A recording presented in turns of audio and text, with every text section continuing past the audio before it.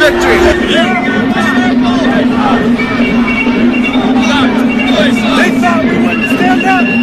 We're proud to be white! We're proud to be white, brother! Proud to be white! White lives matter! White lives matter! White lives matter! White lives matter!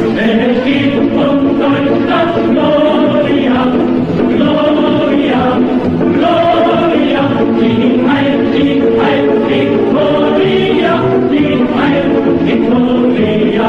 Es gibt uns das Gloria, Gloria, Gloria, sing Heil, Victoria, sing Heil, Victoria.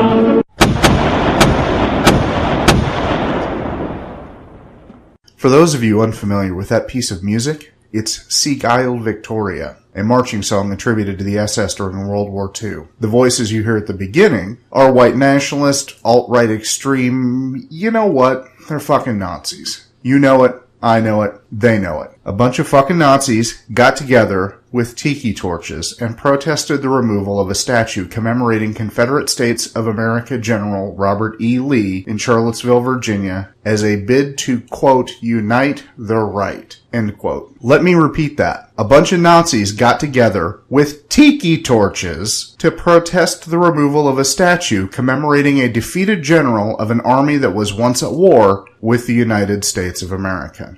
I'm going to let you in on some personal information. Because I had a parent in the army, until I was about school age, I lived in Germany. I visited the remains of a camp and other points of interest because that parent was also interested in World War II historically. I also knew people who still remembered the evil fucking stain of the Nazis, not as a historical note, but from direct experience. I view the Third Reich, the little Austrian bastard with the Chaplin mustache, and all who follow in their goose steps with a visceral disgust. The Germans, generally, tend to view World War II, the Holocaust, and Nazism with a collective shame, as an embarrassment, a black mark on their cultural history. Nazi shit is illegal in Germany, not because they want to erase it from history, but to try to keep it from repeating itself. The American South, on the other hand, seems to view their participation in a war against the United States of America with pride, as something honorable, something to be celebrated, as a heroic God-inspired stand for states' rights, including the states' rights to enslave, assault, rape, and murder people with darker skin. I don't know if they have some sort of Gone with the Wind-inspired rose-tinted glasses, if they really believe sound bites like heritage, not hate, or if they're just stone stupid. But you can't divorce the institutionalized racism and legalized human rights violations of the South from the genteel, I do declare, Miss Maybelle of it. Not when you're waving around the flag of a nation that went to war with the United States to keep their fucking slaves. The protesters claim that removing the statue is tantamount to erasing history. I would argue that there's a difference between acknowledging history and glorifying it. Turning a concentration camp into a museum piece to help people understand the horrors of the Holocaust in an attempt to keep people from repeating the same mistakes is very different from a heroic, commemorative sculpture of an enemy general that sits in the public square as a beacon for those who pine for the days when you could murder a black person with impunity. And as a reminder to modern black people that some of their neighbors still think they're subhumans who should be in chains. Now, if you're from the South, you may not appreciate my characterization of the CSA and the South in general. You may especially not appreciate my comparing it to the Third Reich. You may even say something like, I know lots of people from the South who ain't racist. Hell, I'm from the South and I ain't racist. Those statements could very well be true. I know lots of Germans who don't hate Jews. We can probably agree that not all X are Y on most things. But the fuckers that swarmed Charlottesville waving white supremacy signs, banners, and shields, chanting White Lives Matter and Jews will not replace us, those people are racists. Unabashed racists. Proud racists. The man who drove a car into a crowd of counter-protesters, killing a woman, And injuring other men and women was a racist. An unabashed racist, a proud racist. And if your response to people like them is a shrug, then whether or not you yourself are a racist, you've aided and abetted them. Which brings us finally, inevitably, to Donald Trump. A man endorsed by the KKK during his campaign, whose tough talk has provided the tacit endorsement of racists and fueled the rise of the white supremacists.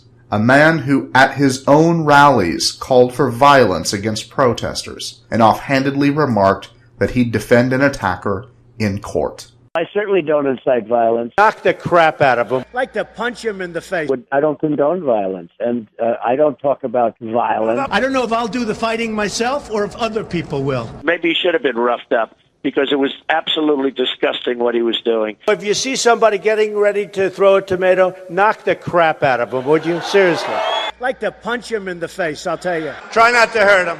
If you do, I'll defend you in court. Don't worry about it. In the good old days, this doesn't happen because they used to treat them very, very rough. And when they protested once, they would not do it again so easily. And you know what? The audience swung back. And I thought it was very, very appropriate. The audience hit back.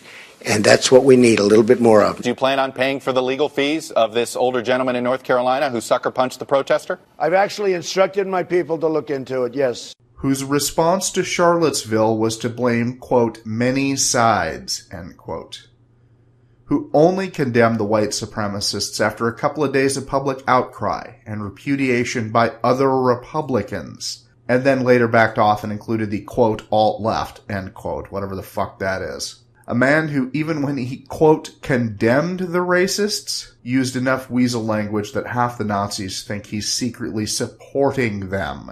Or at the very least, equally blaming Black Lives Matter and Antifa. Racism is evil, and those who cause violence in its name are criminals and thugs, including the KKK, neo-Nazis, white supremacists, and other hate groups that are repugnant to everything we hold dear as Americans.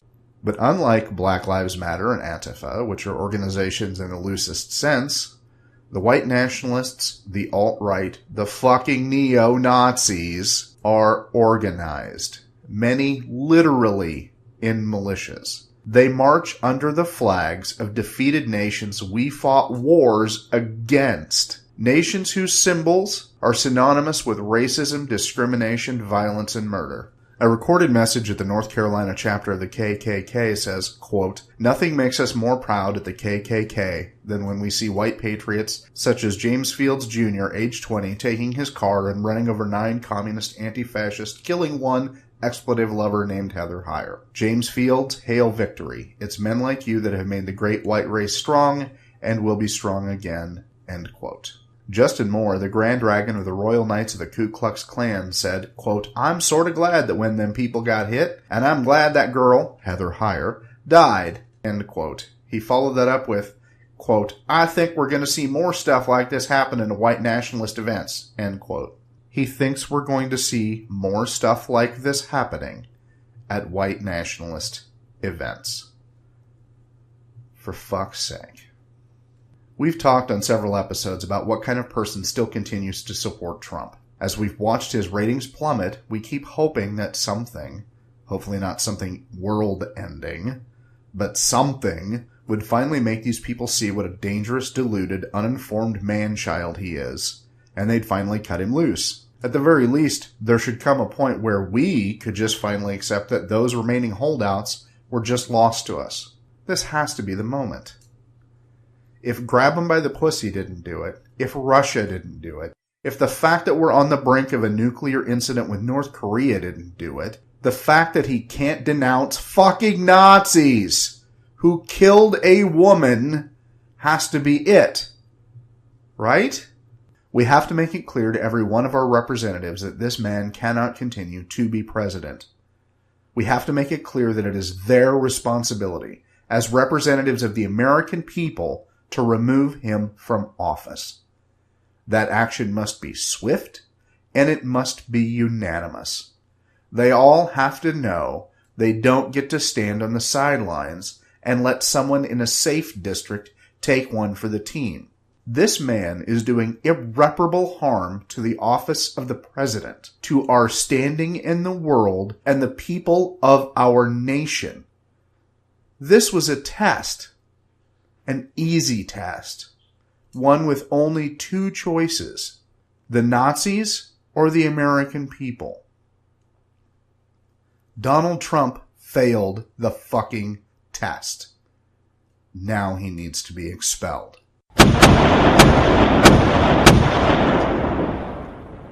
On Saturday, August 12, 2017, a young woman by the name of Heather Meyer was murdered in an incident of domestic terrorism. A man from Ohio, who I will not name because he deserves no more recognition than is absolutely necessary to recount the event, rammed his car into a crowd of peaceful anti-fascist demonstrators, injuring more than a dozen and ending Heather's life. The event, which spanned across days and was ostensibly a protest against the removal of a Confederate statue in Charlottesville, Virginia, was called the Unite the Right rally. It was a gathering of human garbage.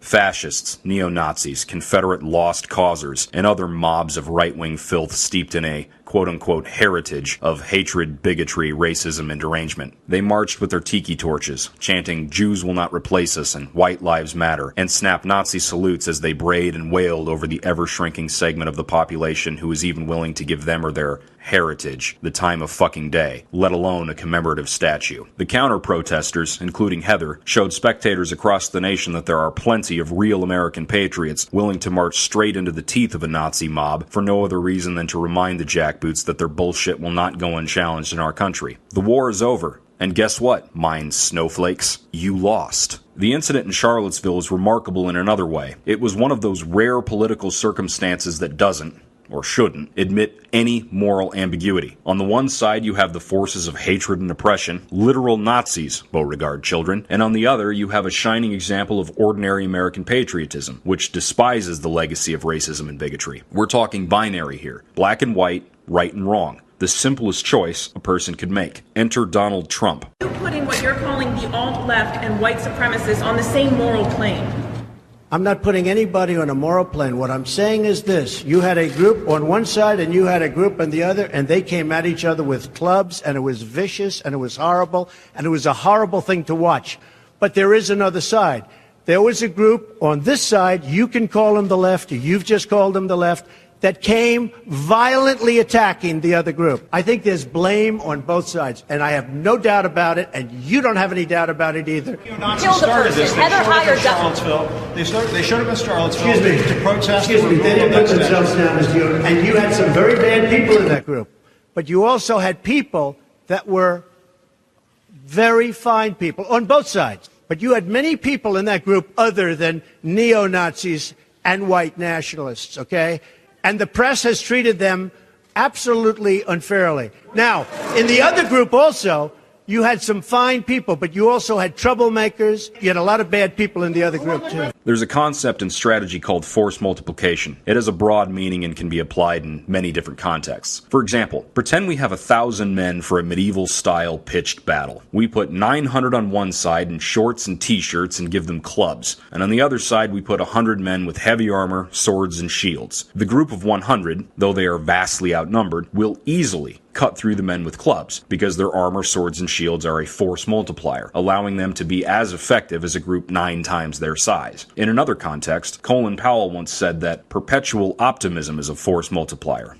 In other words, your attitude towards a given situation greatly impacts your effectiveness. Today I need to coin another expression for the moment we live in. Stupidity is its own force multiplier. Donald Trump had several chances to give a cogent response to the atrocity unfurling in Charlottesville. This is what I call a political layup, a situation so simple, so obvious, so foolproof that none but the absolute stupidest person alive could fuck it up. Trump's job was merely to take the podium, offer condolences to Heather's family, and condemn Nazis. Instead, he waffled and flip-flopped and equivocated, claiming that both sides share responsibility, that the victims of a terrorist are just as responsible as the terrorist. He went on to claim that there were very fine people marching among the horde of tiki torch-bearing fascists, poor souls who only wanted to quietly protest the removal of a statue of an infamous traitor to the United States. A traitor Trump went on to compare to George Washington. It was supposed to be a layup, but instead, Trump missed a half-court shot aiming for the wrong fucking basket.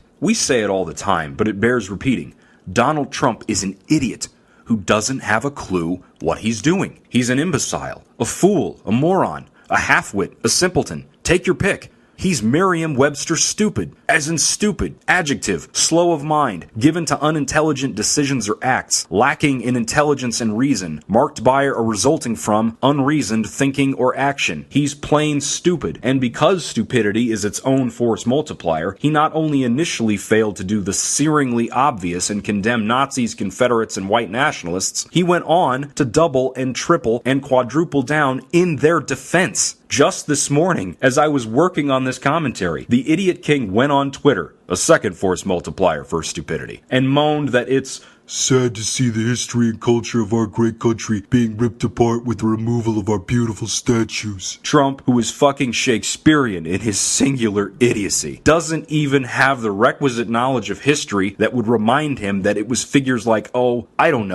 Robert E. Lee that literally tore this country apart and brought about the single bloodiest war in our history in defense of the notion that human beings should be allowed to own other human beings, even children, as property for life. I feel it's a bit quaint, bordering on naive, to say that I'm shocked about the behavior of this hashtag fake president any longer. But that's the other thing about stupidity. The depths of dumb can always surprise you, because there's just no way for even a semi-intelligent Homo sapien to account for all of the spiraling chaos that results from stupidity. And here we are, in 2017, right after the first black president in our history, a giant, completed 8 years in office, and his successor goes out on stage to defend Nazis and white supremacists, to equivocate between free assembly and peaceful protest and terrorism. It used to be that we had to talk about dog whistle politics, the subtle language of racism endemic to the American right wing, coded Orwellian phrases like states' rights, or the war on drugs, or welfare queens, that appear to mean one thing when in fact they are a clear signal to racists and bigots that they still have a home in the Republican Party. And now that the fake president has revealed himself to be a Nazi sympathizer, we'll be expected to accept the tepid tweets denouncing bigotry in general, but not mentioning the bigot in chief. The Republican Party will no doubt continue to provide him cover, either excusing or ignoring Trump's behavior in the desperate hope they can finally get their fucking tax cuts. But we're a bit beyond that now. We're in another political layup scenario. If you support Trump now, after this, either directly or by aiding and abetting any part of his agenda, or failing to call evil by its proper name, you've chosen a side. And guess what? History will prove it beyond a shadow of a doubt. You chose fucking poorly.